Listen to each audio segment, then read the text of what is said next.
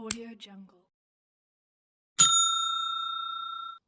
नमस्कार दोस्तों, राजस्थान अध्ययन ये एनसीईआरटी की किताब है कक्षा 6 की, और इसमें से हमने नोट्स तैयार किए हैं आप सबके लिए।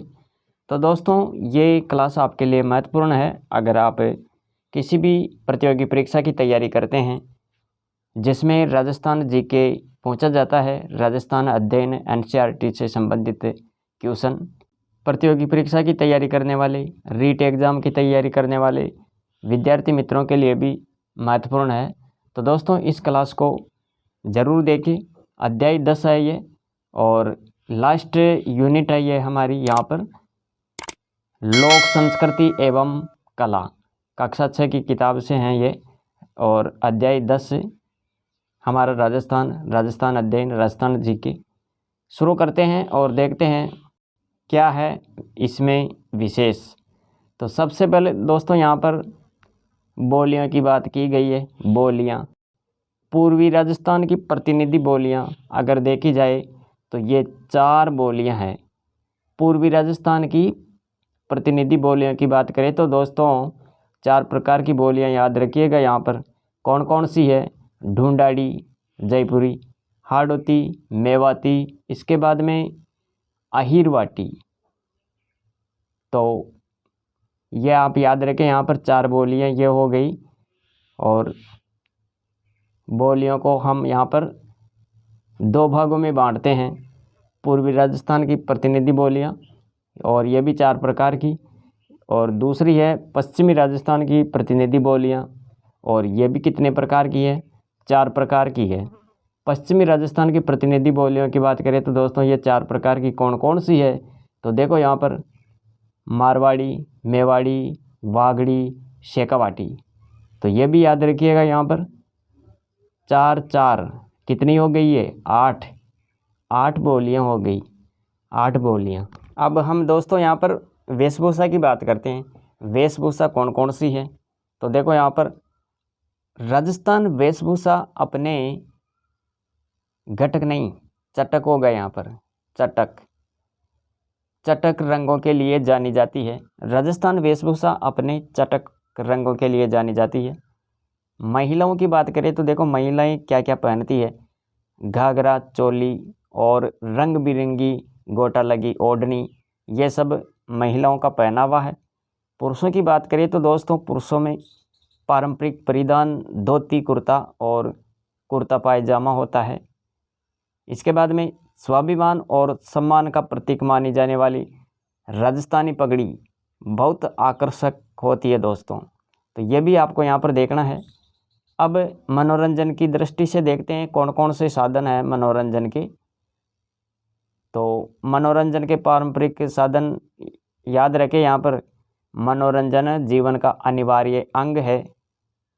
ग्रामीण क्षेत्रों में बच्चे गिल्ली डंडा, सितोलिया, लुक्का छिपी, घोड़ा दड़ी, मारदड़ी, लट्टू चक्कर, कंचे का खेल आदि खेलते हैं। चौपड़ चौसर ये क्या है? चौपड़ चौसर ये कपड़े पर बनी बिसात पर खेले जाते हैं।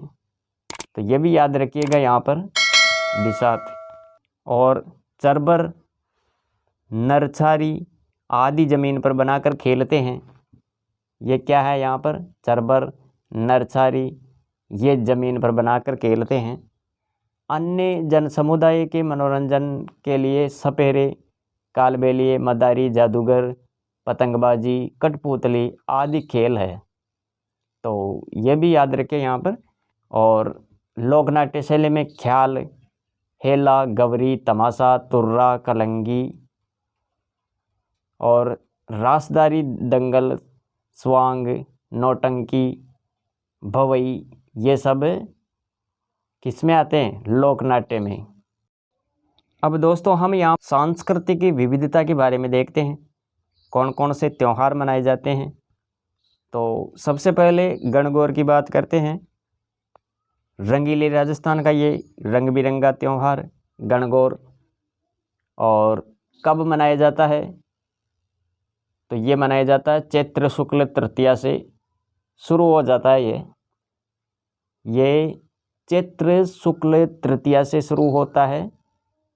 तो ये याद रखना, यहाँ पर गण और गौर शब्द शिव पार्वती के सूचक है। गणगौर पर शिव पार्वती की पूजा होती है और गणगौर के अवसर पर राजस्थान में कहीं 3 दिन तो कहीं 4 दिन का ये उत्सव होता है और राजस्थान के समस्त ज़िलों में गणगौर धूमधाम से मनाया जाता है। अब यहाँ पर हम तीज त्यौहार की बात करते हैं। तीज का त्यौहार ये कब मनाया जाता है, तो याद रखिएगा, यहाँ पर ये श्रावण माह में शुक्ल पक्ष की तृतीया को मनाया जाता है। नव विवाहिताएँ पेड़ों पर झूले डालकर झूलती है, यहाँ पर झूमती लिखा हुआ है, तो याद रखिए ये श्रावण माह में शुक्ल पक्ष की तृतीया को नवविवाहिताएँ पेड़ों पर झूले डालकर झूलती है। भादों की कृष्ण पक्ष की तीज को कजली तीज और सातुड़ी तीज के नाम से मनाया जाता है। भादवा की जो कृष्ण पक्ष की तीज होती है उसे कजली तीज के रूप में मनाते हैं, सातुड़ी तीज के नाम से जाना जाता है। तो ये भी जानकारी आप यहाँ पर याद रखें। और इस अवसर पर महिलाओं द्वारा मेहंदी लगाई जाती है। महिलाओं द्वारा क्या किया जाता है, अरे मेहंदी लगाई जाती है। पार्वती की पूजा करके महिलाएं अपने सुहाग के दीर्घायु होने की कामना करती है। तो ये है तीज का त्यौहार। शीतला अष्टमी, और देखो इस पर क्या होता है। होली के 8वें दिन चैत्र कृष्ण पक्ष की अष्टमी को शीतला देवी की पूजा करते हैं। शीतला अष्टमी कब मनाते हैं, तो याद रखिएगा यहाँ पर, अरे होली के 8वें दिन चैत्र कृष्ण पक्ष की अष्टमी को शीतला अष्टमी की पूजा होती है। यह शीतला अष्टमी त्यौहार है और बासेड़ा भोजन यानी एक दिन पहले बना लिया जाता है और दूसरे दिन सुबह शीतला अष्टमी की पूजा करते हैं और फिर खाते हैं। इसके बाद में देखो यहाँ पर जयपुर की चाकसू की सील डोंगरी और उदयपुर के वल्लभ नगर कस्बे में स्थित शीतला माता के मंदिर में मेले का आयोजन किया जाता है। तो दोस्तों ये जानकारी भी आपको यहाँ पर देखनी है। और अब बात करते हैं हम अक्षय तृतीया की। तो दोस्तों यहाँ पर अक्षय तृतीया के बारे में याद रखना है। अक्षय तृतीया के दिन को आका तीज के नाम से भी जानते हैं और इस दिन बिना मुहूर्त निकलवाए सभी मांगलिक कार्य किए जा सकते हैं। इस दिन गेहूं, बाजरा, तिल, जौ आदि की पूजा की जाती है और इस दिन गेहूं और बाजरे का खीज भी बनाया जाता है।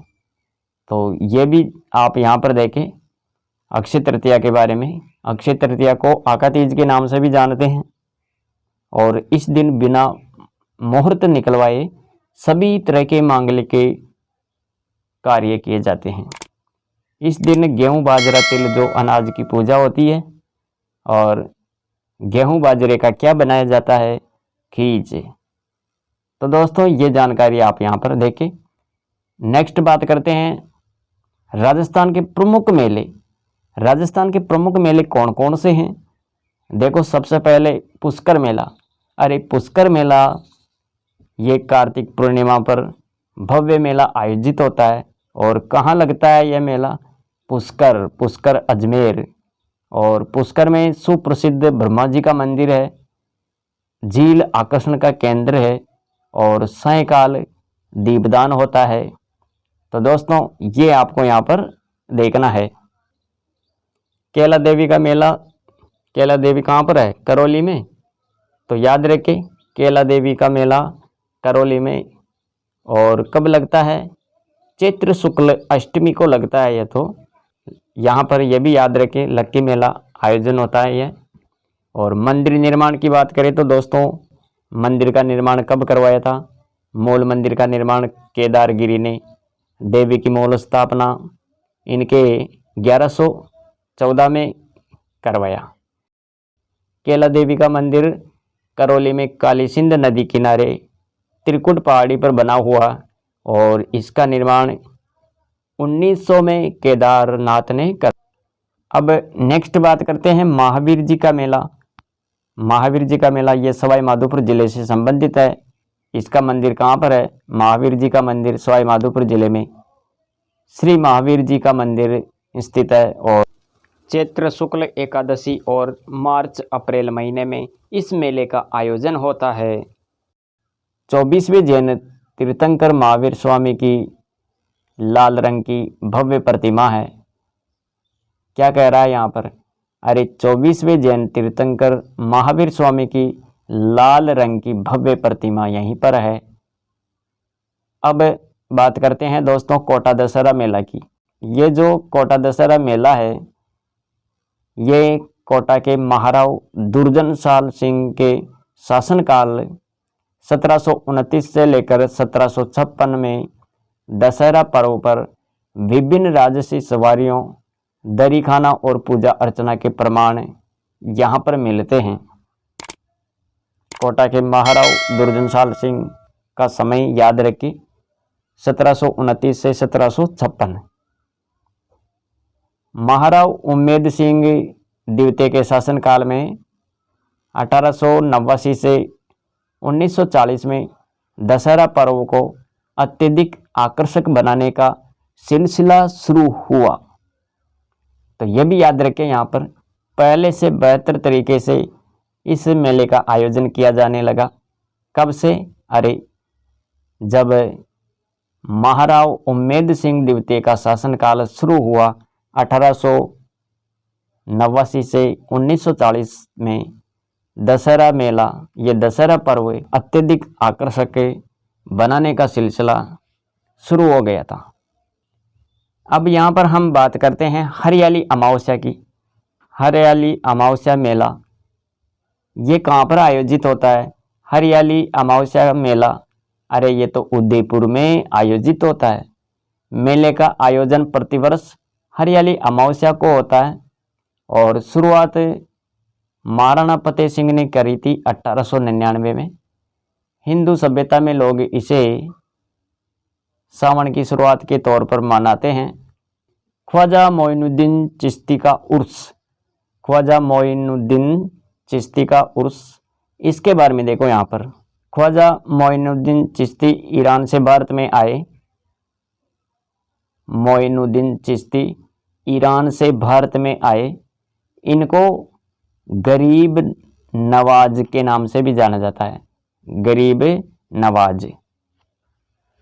और अजमेर में दरगाह पूरे देश के लोगों की आस्था का केंद्र है।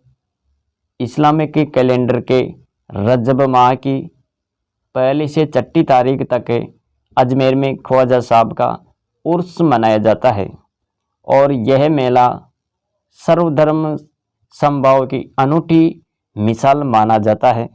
तो यह भी आपको यहाँ पर याद रखना है। अब दोस्तों बात करते हैं बेणेश्वर मेले की। बेणेश्वर मेले का जो आयोजन होता है ये कहाँ पर होता है?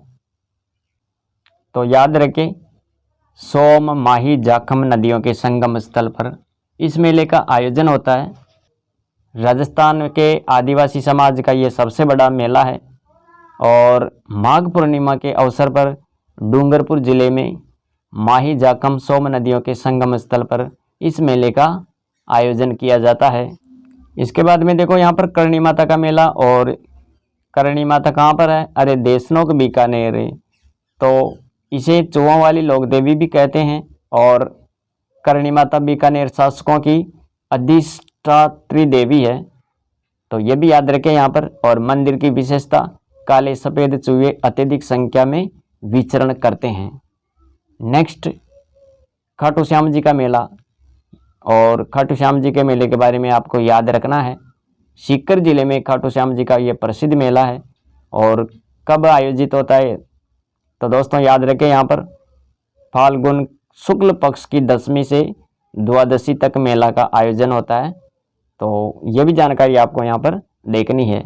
इसके बाद में बात करते हैं बाबा रामदेव जी का मेला। बाबा रामदेव जी का मेला देखो यहाँ पर जैसलमेर जिले में पोखरण कस्बे निकट रोनीचा नामक स्थान पर भाद्रपद माह में शुक्ल पक्ष की द्वितीया से एकादशी तक के मेले का आयोजन होता है। और बाबा रामदेव जी राजस्थान के जाने माने लोक देवता है, जिनमें सभी वर्गों और धर्मों के लोगों की आस्था है। तो यह भी आपको यहाँ पर देखना है। और इसके बाद में देखो यहाँ पर गलियाकोट का उर्स। गलियाकोट कस्बा, तहसील सागवाड़ा और जिला डूंगरपुर। यहाँ पर फखरुद्दीन मौला की मज़ार है। इसे मज़ार ए फकरी के नाम से भी जाना जाता है। और यह दाऊदी बोहरा समाज की आस्था का बहुत बड़ा केंद्र है। इसके बाद में देखो यहाँ पर यहाँ के उर्स में सभी वर्गों के लोग बड़ी संख्या में उत्साहित होकर भाग लेते हैं। तो यह भी जानकारी आपको यहाँ पर देखनी है। इसके बाद में अन्य मेलों की भी बात कर लेते हैं। अन्य मेले कौन कौन से हैं, जैसे जीण माता मेला, ये सीकर में लगता है। भर्तहरि का मेला अलवर, डिग्गी कल्याण जी का मेला। और इसके बाद में देखो यहाँ पर गोगा जी का मेला, गोगा जी का प्रसिद्ध मेला।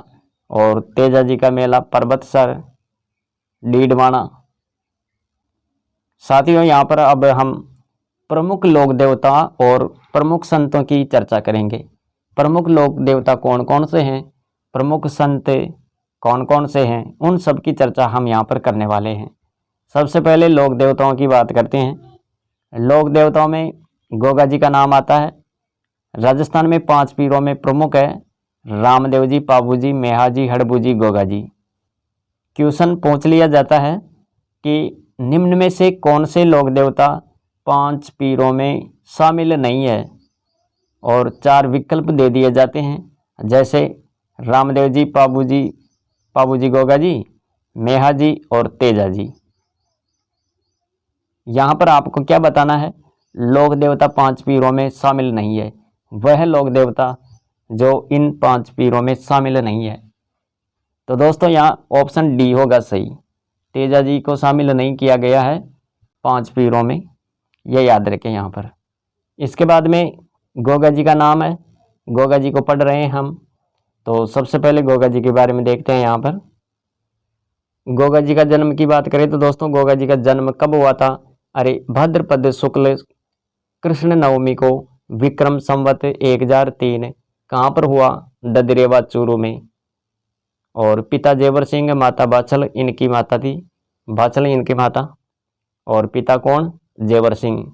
गोगा जी चौहान शासक और गोरखनाथ से प्रभावित थे। गोगा जी चौहान शासक और गोरखनाथ से प्रभावित थे। इसके बाद में देखो यहाँ पर भाद्रपदी कृष्ण पक्ष नवमी को गोगा नवमी के रूप में मनाते हैं। कृष्ण पक्ष नवमी को भादवा में आती है कृष्ण पक्ष नवमी, उसे गोगा नवमी के नाम से मनाते हैं। और इस दिन गोगा जी की पूजा अर्चना की जाती है। गोगा मेडी नौहर हनुमानगढ़ में महीने भर तक चलने वाला मेला लगता है, तो यह भी याद रखें यहाँ पर गोगा मेडी। शीश मेडी ददरेवा राजगढ़ चूरू। ददरेवा में स्थित तालाब की मिट्टी का लेप लगाने से सांपों का जहर उतर जाता है।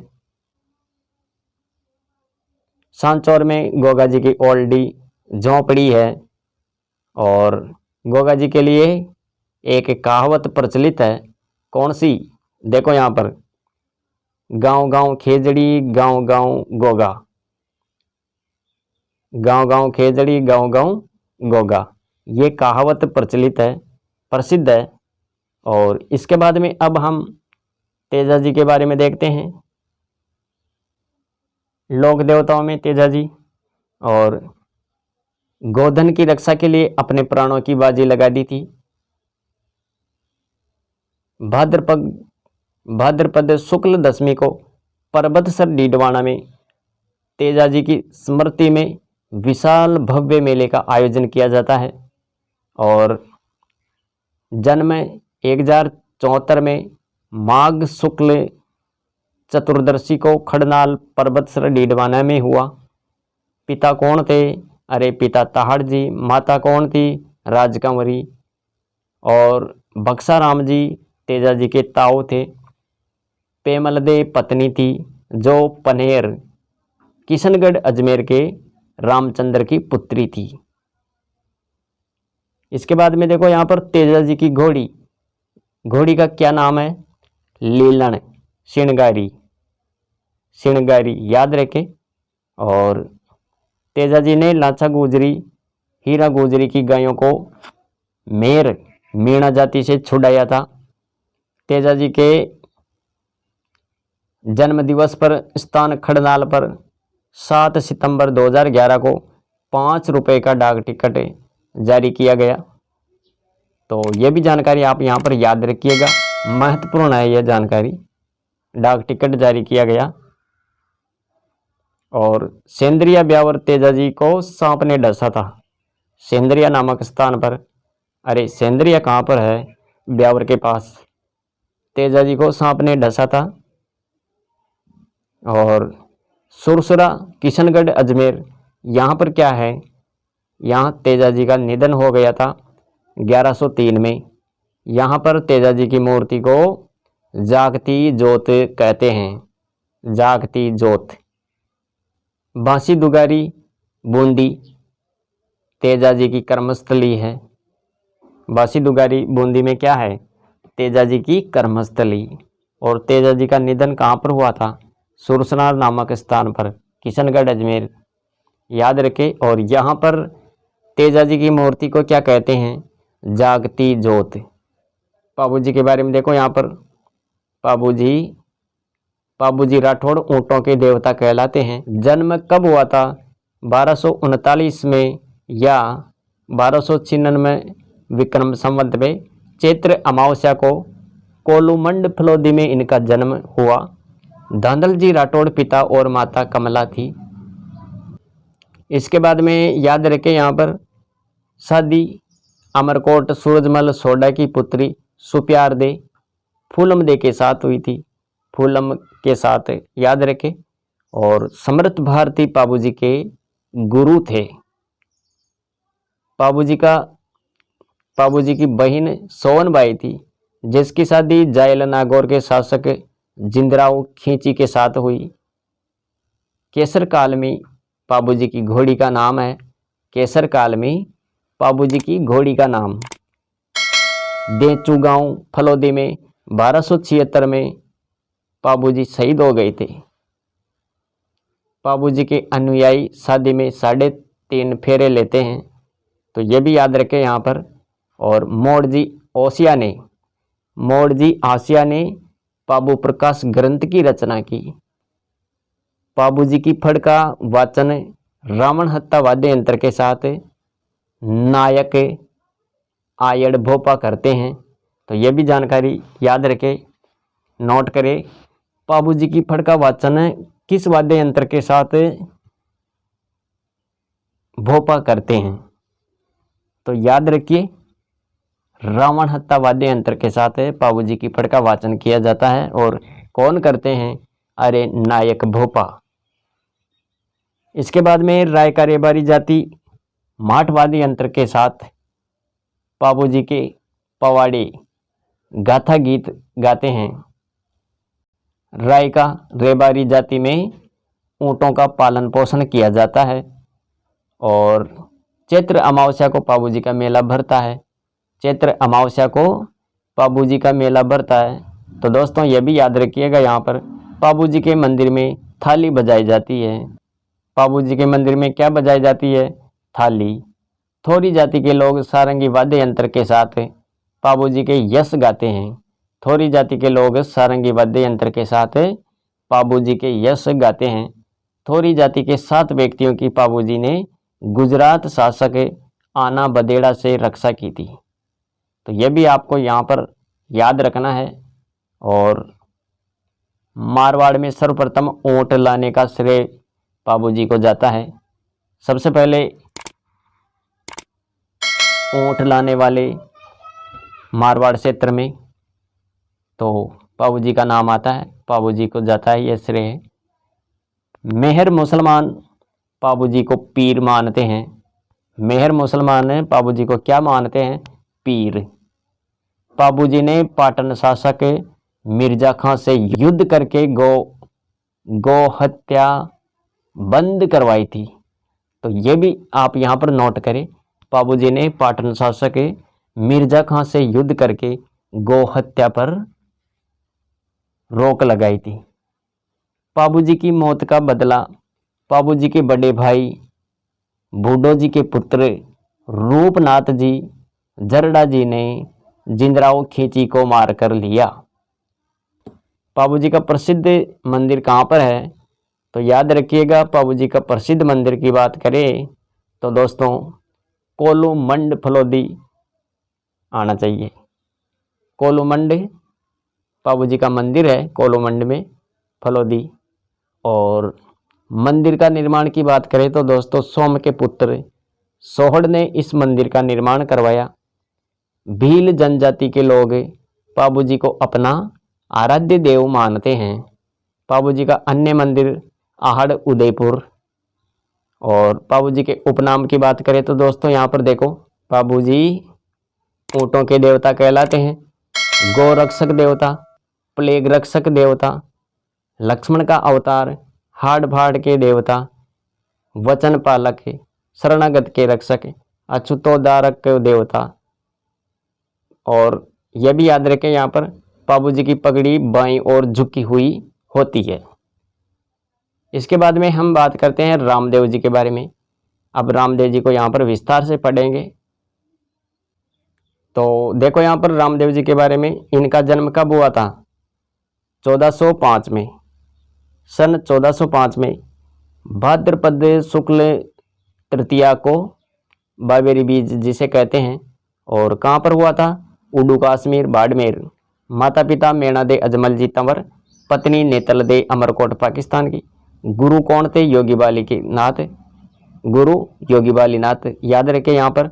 इसके बाद में दोस्तों बात करते हैं, इसे कहते हैं कृष्ण के अवतार। रामदेव जी कृष्ण के अवतार कहलाते हैं। समाधि की बात करें तो मसूरिया पहाड़ी जोधपुर। बहिन सुगनाबाई का विवाह रामदेव जी ने पुंगलगढ़ बीकानेर के जागीरदार विजय सिंह के साथ किया। और डालीबाई को धर्म की बहन बनाया। भैरव राक्षस का वध किया और पोखरण को पुनः बसाया। तो ये भी आपको यहाँ पर नोट करना है, याद रखना है। और अब दोस्तों यहाँ पर देखो, भक्त और सहयोगी की बात करें तो हरजी बाटी, लक्की बंजारा, रत्ना राय का, ये तीन व्यक्ति का नाम याद रखें। भक्त और सहयोगी, हरजी बाटी, लक्की बंजारा, रत्ना राय का। रोनीचा मेला, यह रामदेवरा मंदिर रोनीचा जैसलमेर में लगता है। और मेला शुरू कब होता है? भाद्रपद शुक्ल द्वितीया अवतार की तिथि मानी जाती है। ये यहाँ से मेला शुरू हो जाता है। और मेला समाप्त कब होता है? भाद्रपद शुक्ल एकादशी, जब ये समाधि लेते हैं। एकादशी, शुक्ल एकादशी याद रखें, यहाँ पर मेला समाप्त हो जाता है। भादवा की शुक्ल द्वितीया से मेला शुरू होता है और भाद्रपद शुक्ल एकादशी तक चलता है। इसके बाद में हम बात करते हैं यहाँ पर समाधि की। रामसरोवर झील की पाल पर रामदेव जी ने भाद्रपद शुक्ल एकादशी को जीवित समाधि ली थी। जीवित समाधि, इनसे एक दिन पहले डालीबाई ने भी इसी रामसरोवर झील पर या रामसरोवर झील की पाल पर समाधि ली थी। रामसरोवर झील का निर्माण भी रामदेव जी ने करवाया था।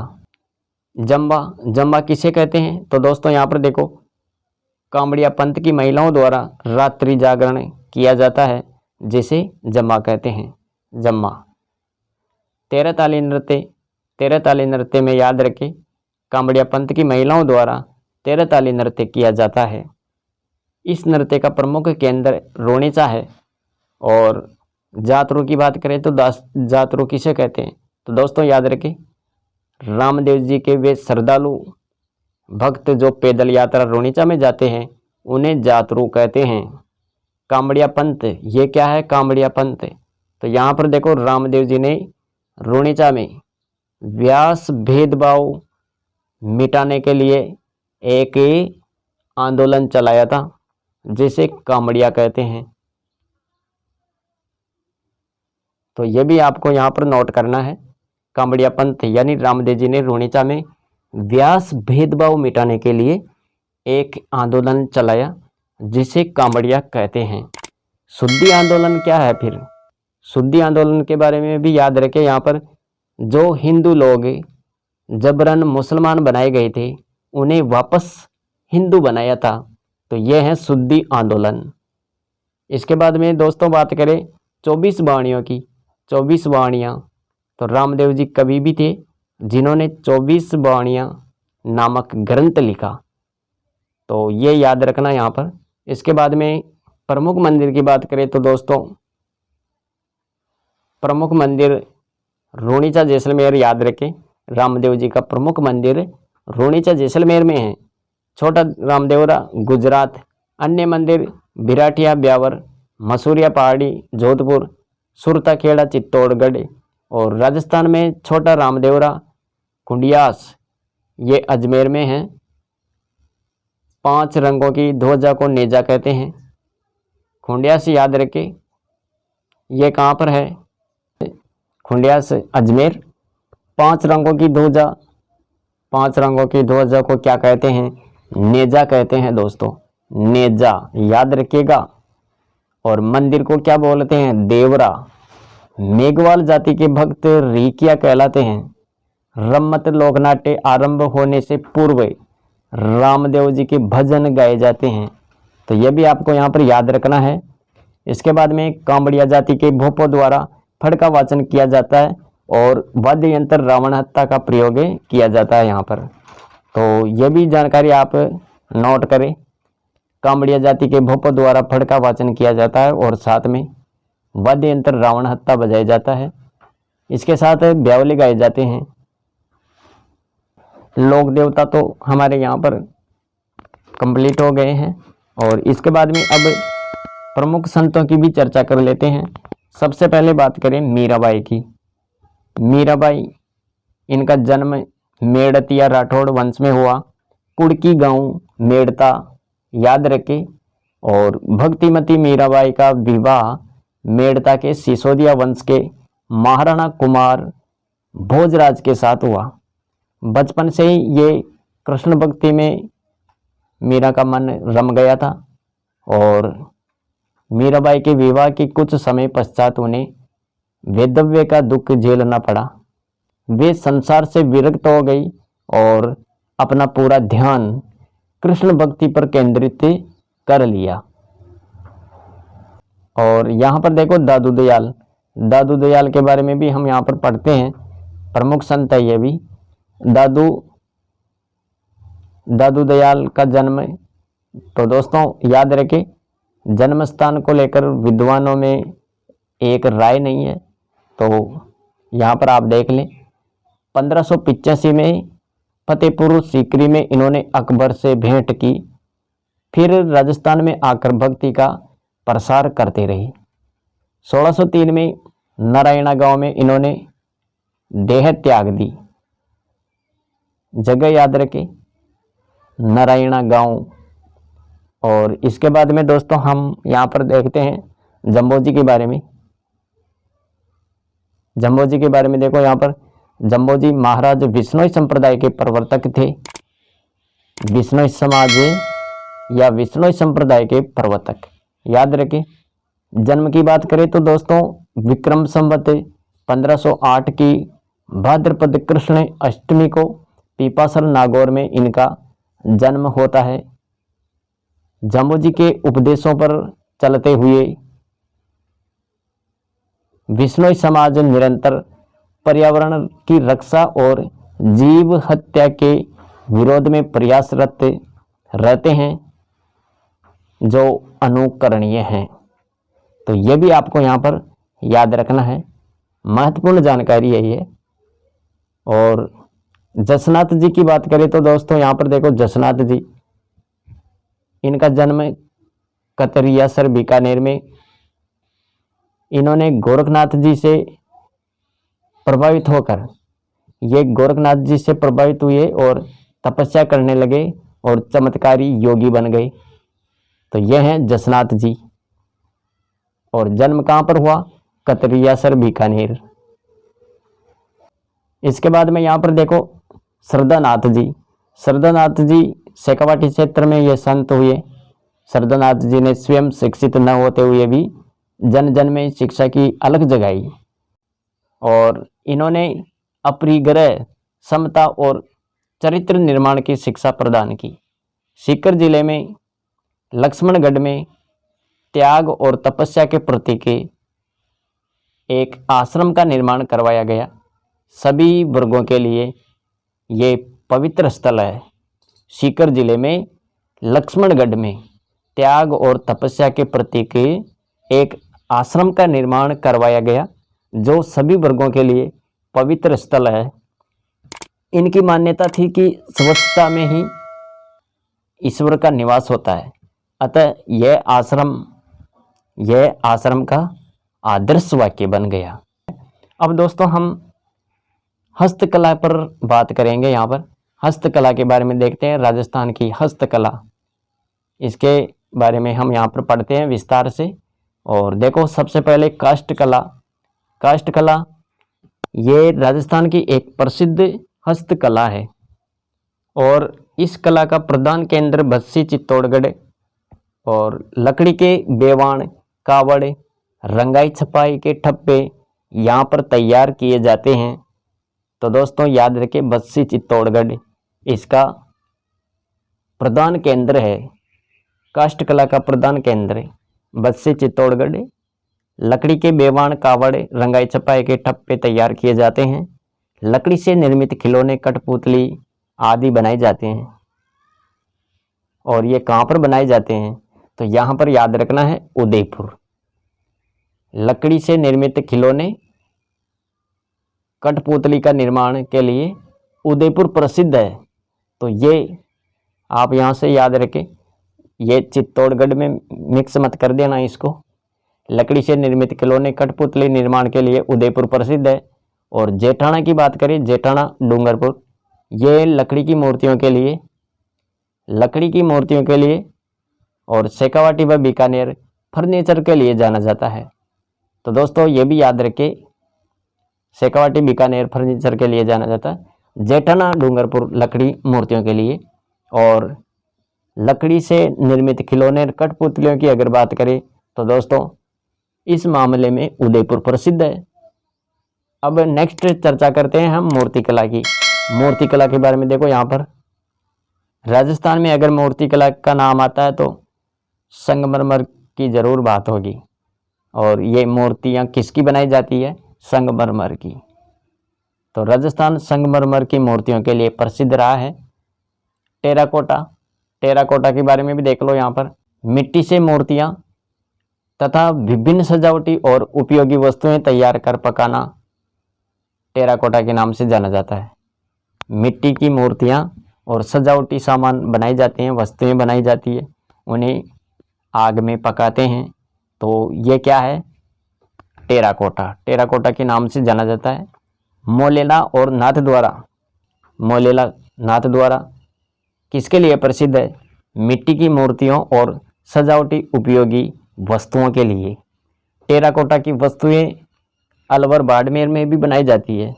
टेराकोटा की वस्तुएं अलवर बाड़मेर में भी बनाई जाती है। तो ये भी जानकारी आप यहाँ पर याद रख लिए। इसके बाद में दोस्तों बात करते हैं ब्लू पॉटरी की। ब्लू पॉटरी क्या है?